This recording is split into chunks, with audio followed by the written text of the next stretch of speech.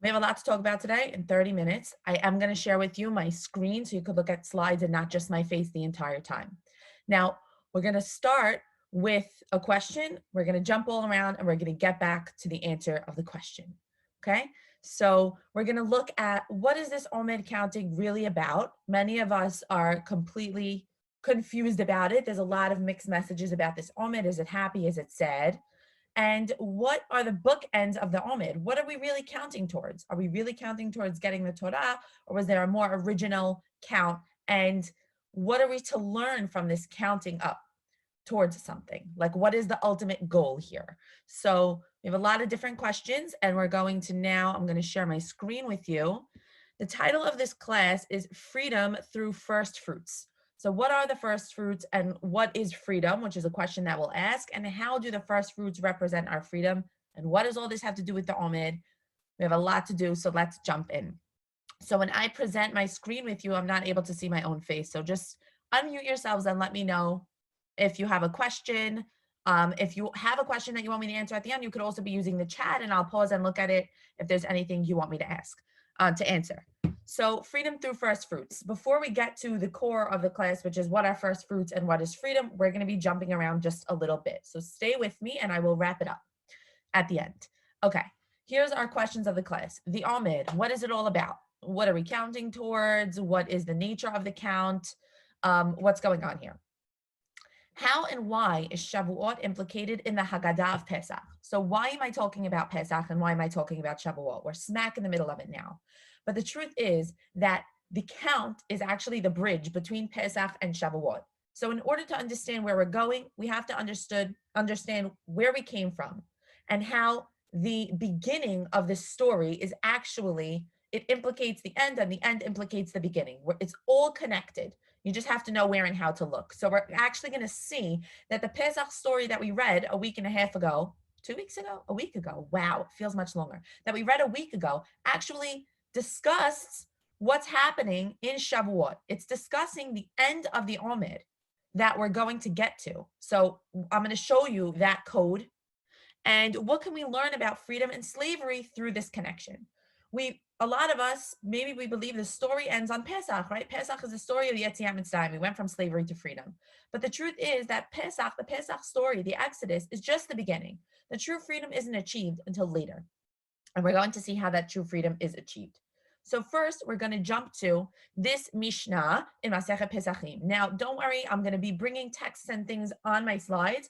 I don't plan on reading everything. For those of you who are interested in reading the full source, you can. I'm just going to summarize or point out a sentence or two in here. Okay, so this is a Mishnah from Masechet Pesachim that discusses different details of the Seder. And at the end of this Mishnah, after it talks about, it actually has the questions in here of Manishtana, and it talks about when we read Manishtana, it then is going to tell us how we're supposed to tell the story. Now, many of us don't think about that because we just get our printed Haggadah and we tell the story of Pesach. But the truth is that before, someone's writing on my screen, before we had our printed Mishnayot, right? We have our Chachamim discussing, well, what's the most effective way to tell this story of Pesach? Shouldn't we just open the book of Exodus and read straight through it? That's what we might think, but that's not really what we do. The bolded piece over here at the end gives us a little hint as to how we were supposed to tell the story, and this is what we do. It tells us, Matchil begnut u'misayem b'shevach. We should begin discussing the negative, the insults of what happened to Bnei Israel. U'misayem b'shevach, and we should end discussing the positive, the praise of Bnei Israel. So we should start with the bad, end with the good. That's a pretty good story tactic. Vedoresh mi arami oved avi.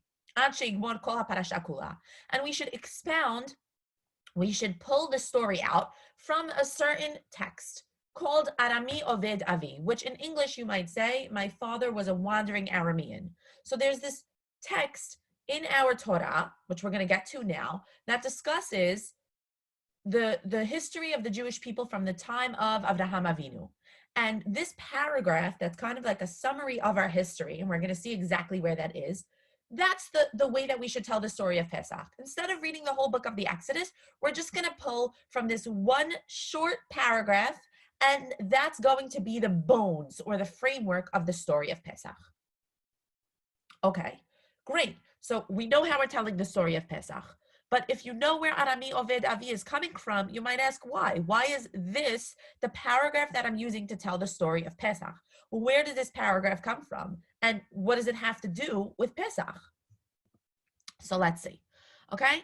Actually, this paragraph called Arami Oved Avi, or my father was a wandering Aramean, and we'll talk about what that means quickly, actually comes from the first fruits offering.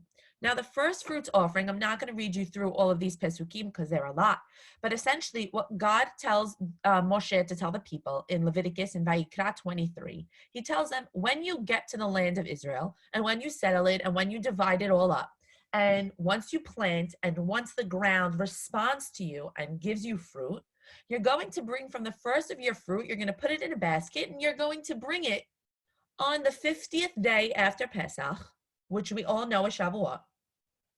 You're going to bring it to the Kohen.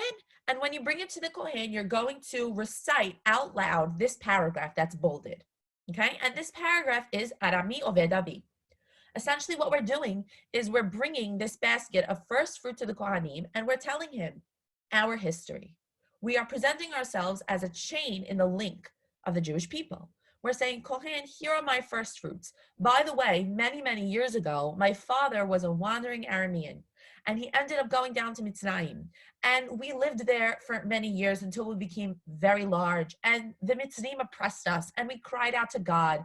And God came and he heard us, and he took us out with wonders and with his strong arm. And he brought us to this beautiful place, Eretz Israel, a land flowing with milk and honey. And now I'm bringing you the beginning of my fruits, the first of my fruits, and I'm placing them before God. And this paragraph was said by every single farmer who owned land and who was bringing his first fruits to the Kohen on the 50th day after the second day of Pesach, which is when we start the Ovid. So now what we're viewing right now is actually the bookend of the Omid. We started counting the Omid on the second day of Pesach, and at the very, very, very end of the whole thing, we are presenting God with Bikkurim. This is why many of you learn in that Shavuot is called Chag HaBikkurim. It's called Chag HaBikkurim because this was the first day that marked the beginning of the first fruits offering, of bringing Bikkurim. Now we're actually going to look a little bit more into the bringing of Bikkurim and what does that represent. So here I have two different images of bringing Bikkurim. We see the Kohanim, we see the people of Israel bringing to them this piled high basket of first fruits, and before handing it to the Kohen, they would actually stand there and recite this very paragraph that we looked at.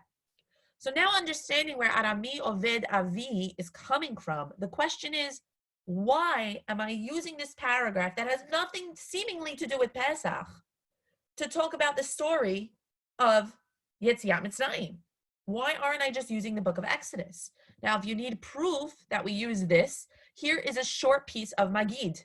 And if you see the bolded parts, that's actually the paragraph that I just read, and it's being parsed apart, peeled apart, and the Chachamim are expounding upon each word or few words or each phrase of this paragraph. So we see here at the very top, you might remember this from last week, 2 weeks ago, Se'ulmad ma bikesh Lavan ha'arami la'asot liYaakov Abinu. Go learn what Lavan ha'arami wanted to do to Yaakov.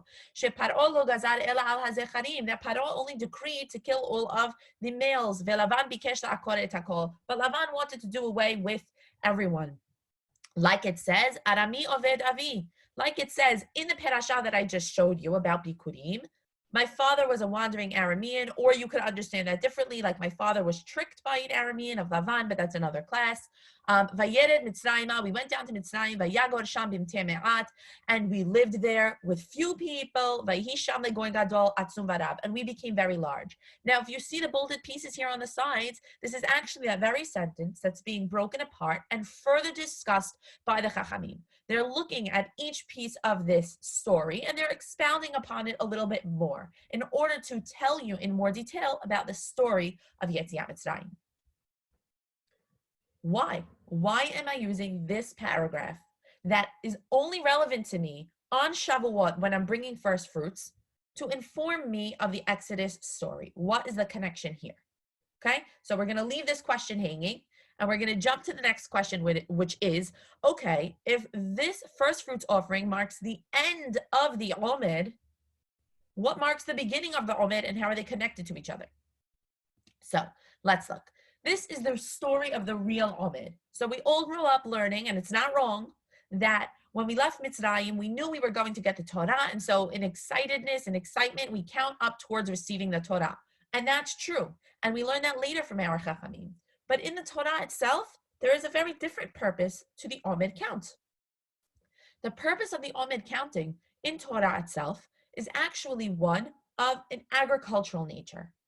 On the second day of Pesach, so that's right here, I'm not sure if you could see my mouse on the screen share, I think you can, but at the beginning of my count, this is the second day of Pesach, we're actually bringing another Korban.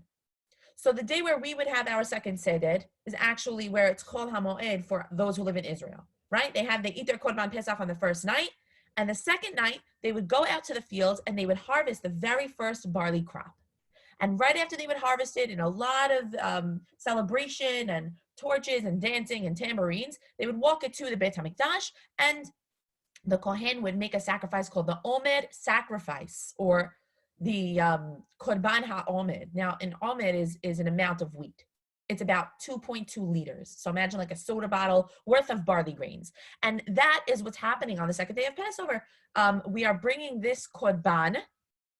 And here on the left, we have a picture of this harvest that was actually a really big deal. It was the first crop that was allowed to be harvested after Pesach. Remember, Pesach, we cleaned out all our old grains. And since the winter, since Sukkot, when we stopped harvesting and we stored everything, we've been using stored grains. So they're not as fresh. They're dried out. We're very excited for this new crop. We go and we harvest the barley. We bring it to the Kohen. The Kohen processes this barley and he makes a Korban called Korban HaOmer. And he does this tenufa. This tenufa is this wave movement. And we know this wave movement from the lulav. It's that same motion, forward, back, up, and down.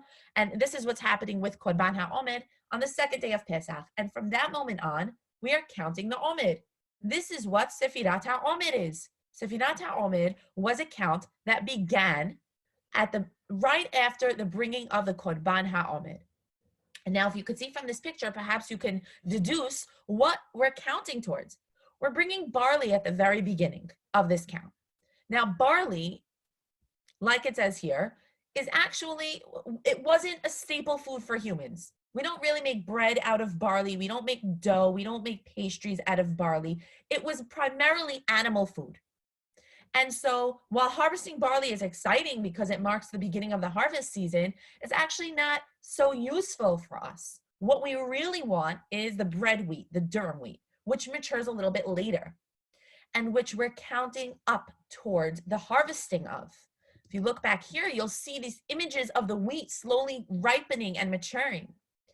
What this Omer is actually we're counting towards the wheat harvest. We're counting towards the moment when the fresh durum wheat comes out of the ground and we can harvest it and enjoy from its fruits, from the produce of it.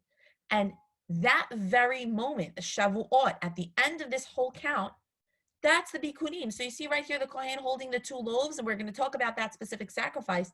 Shavuot here marks the bringing of the Bikkurim and the bringing of wheat. Now, what does wheat have to do with Bikkurim? When you learn about the 7 species of Israel, Eretz Chita, Useora, Gefen, Ute'ena, Rimon, Eretz Zeit Shemen, Udvash. Chita and Seora, durum, wheat, and barley are part of those 7 species. And all of those 7 species are the ones that are being brought as the first fruits. So the wheat harvest is connected with the Bikkurim. Because the wheat harvest, the wheat is being brought with the other fruits of the Bikkurim. So hopefully now we have a little bit of a clearer understanding of the Omer. The Omer was primarily an agricultural period. Now, does it parallel with waiting towards receiving the Torah? There's tons of symbolism and connection there that I would love to get to, but we do have a short class. So maybe I'll save that one for Shavuot. But let's stick with where we're going. So right here at the very end, this was our Bikkurim count. And we know that this bringing of the Bikkurim is implicated all the way back on Pesach because we read the address that we speak at Bikkurim. We read it in our Haggadah. What's with this anachronistic? What's happening here? Why am I reading the Haggadah? And I'm reading a piece of text that I'm going to talk about 50 days from now in Shavuot. What's the connection? So now we understand, I hope, that the bringing of the barley represents the beginning of a harvest, and the counting is the excitement. We're excitedly counting up towards the wheat harvest and the bringing of the Bikkurim. We have like two bookends and this bridge in the middle. So what's going on? So I'm not going to stop the share here. I just want to see my thumbnails to see where I wanted to go next. Okay, great. So we looked at Korban HaOmer. Now, the question here is, why tell the story from the perspective of Bikkurim?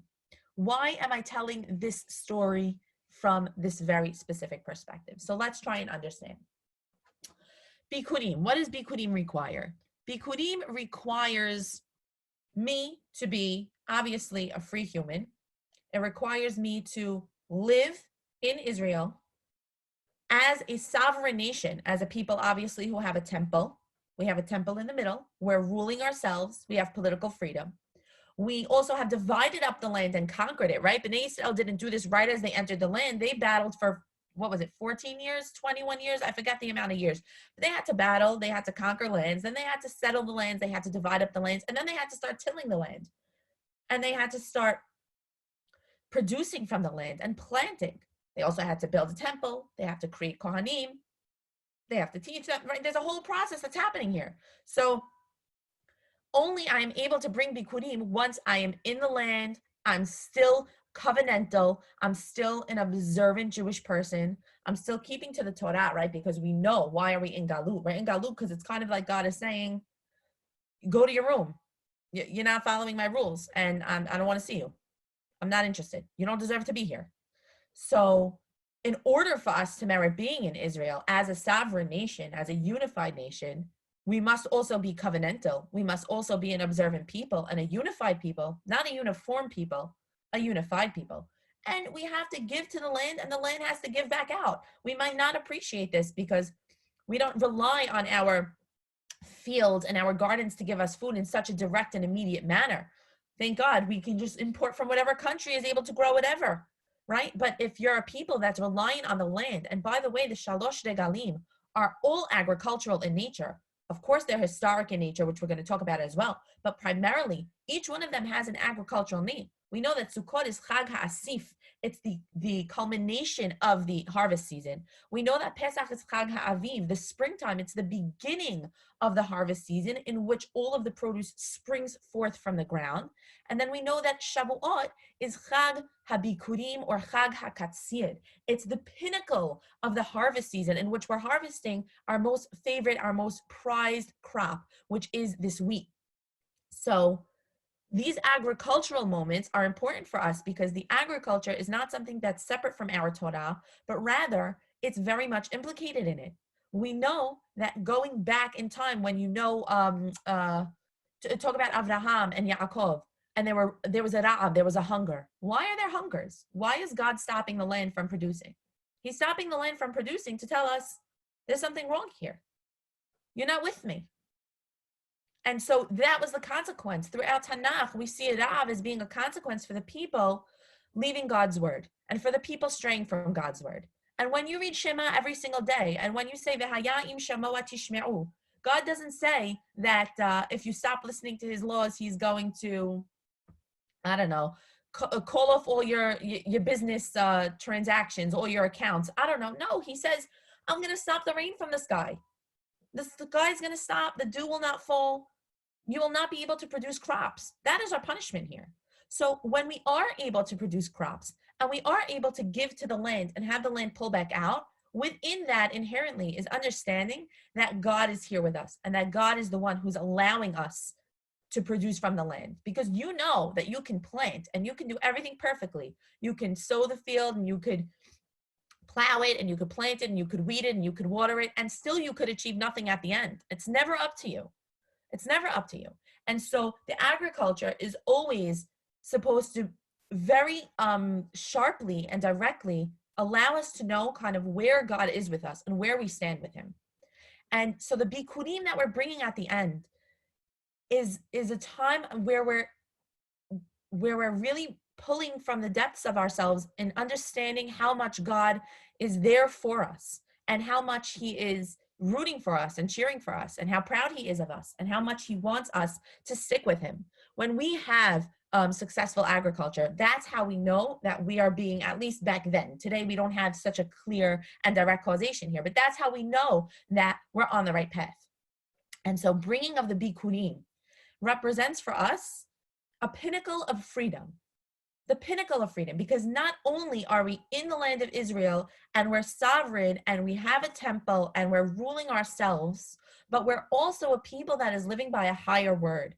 We're a people that is living by the word of Torah, and Torah is freeing. Let's talk about freedom for a quick minute. Many of us, sorry, let me find my slide. Okay.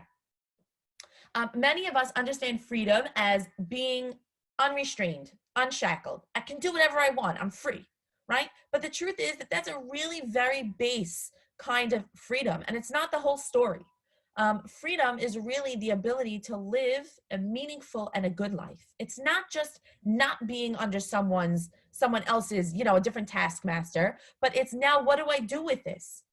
What do I do with this? How do I achieve a highest potential? How do I achieve greatness? Is it just doing whatever I want? Because I assure you, if I just did whatever I wanted, it wouldn't be anything great. I would probably be lounging around a lot, right? I'm not going to push myself. I don't have the highest understanding of what I could possibly be. Only HaKadosh Baruch Hu does.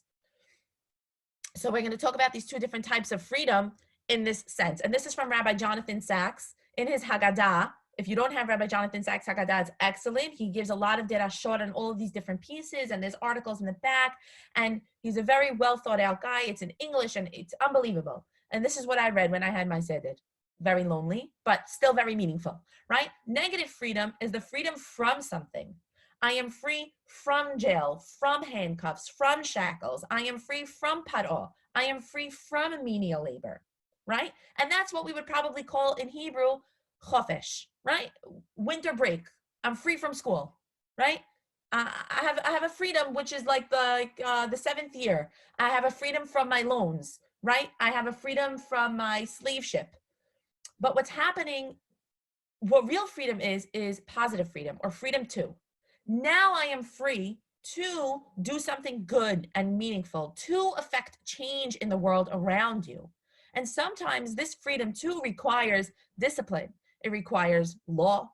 It requires something above you telling you what you're capable of.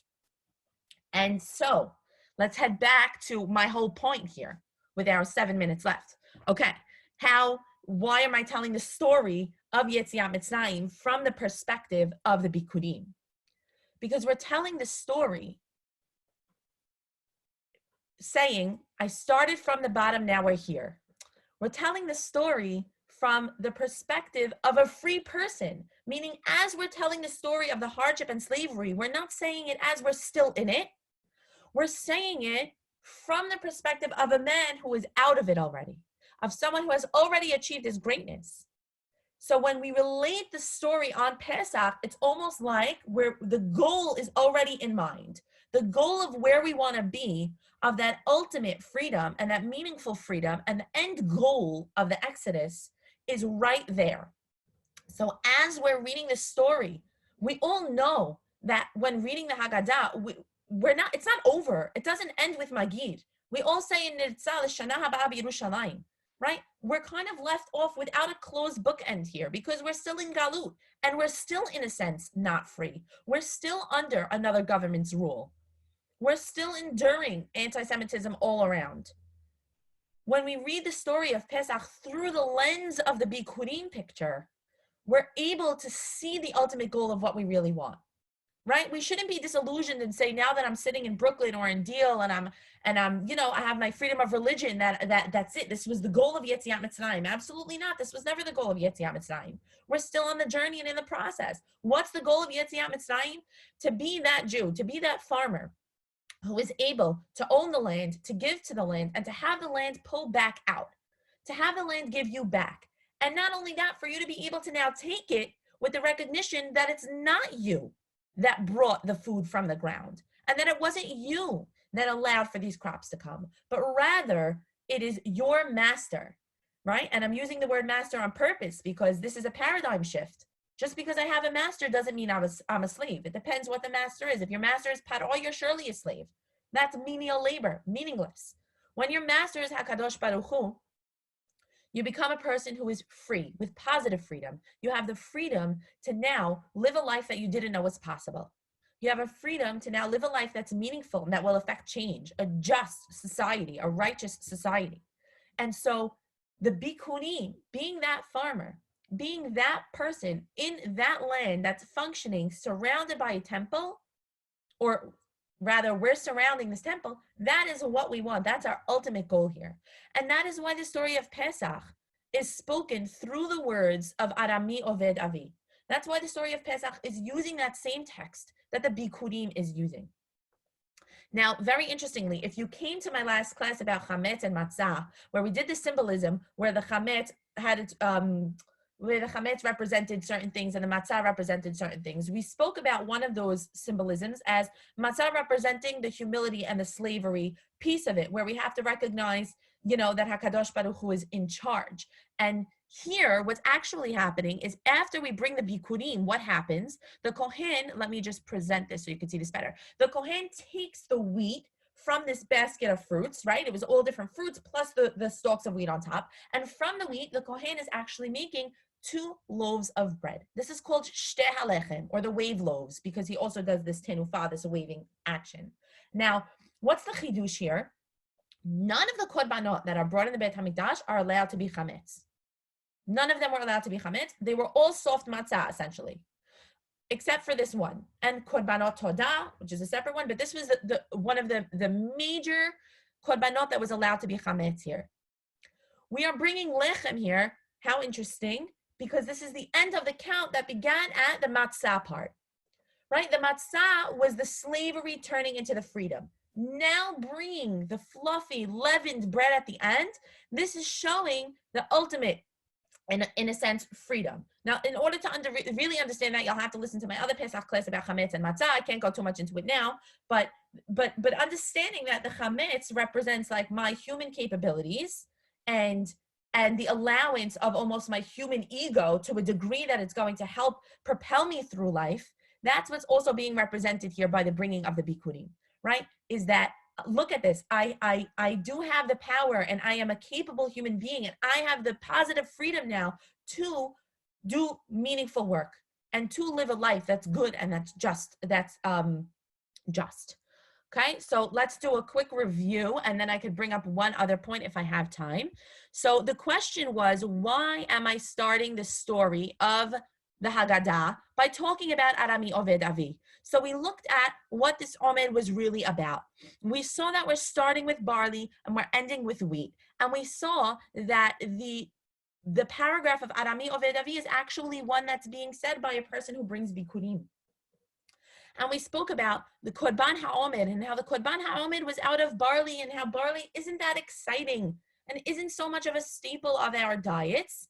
But we're bringing it because it marks the beginning of the harvest season. But what we're really counting towards is this excitement, this bringing of the durum wheat at the very end. And what we say when we bring this Bikkurim, after we harvest this wheat and we bring this Bikkurim at the very end, we're not forgetting where we came from. We're going to the Kohen and we're saying, I started as a wandering Jew who was being tricked and was being lost, and I was brought down to Egypt, and we were oppressed and we were enslaved and we were killed and we were taxed, and God hurt us and we came out, and look how far we came. After 40 years in the desert, we came and we finally conquered our land, and look where we are, and look what I produced with the help of HaKadosh Baruch Hu, right? So Bikkurim represents for us the ultimate goal of what we want, the pinnacle of freedom. And so I really hope for us, it's almost 9:30, that we should merit being in Eretz Yisrael very soon, that we can have our land and that we can settle there, live there, love it, give to the land, allow it to produce for us, and really understand that we're never going to be able to be fully who we are as a Jewish people until we're all ultimately there. Not only being physically there, but being there, unified, sovereign, ruling ourselves in our own government, And so we should all be L'Shana Haba B'Yerushalayim, every one of us. May we merit to bring Bikkurim in our lifetime. Can't even imagine the excitement. It was an extremely exciting celebration. And I hope that we'll be able to experience that in our lifetimes. If anyone has any questions about anything that I spoke about, I'm happy to talk afterwards. I love you all for joining. 9:30, you have a lot of classes happening now, so head to scatorah.org and listen all day, guys. I love you all. Happy Yom Haasmaut. Thank you. All right, let me figure out how to end this. Stop my Love you, Doris. Thank you. Bye, guys. Thank you. Thank you, Doris.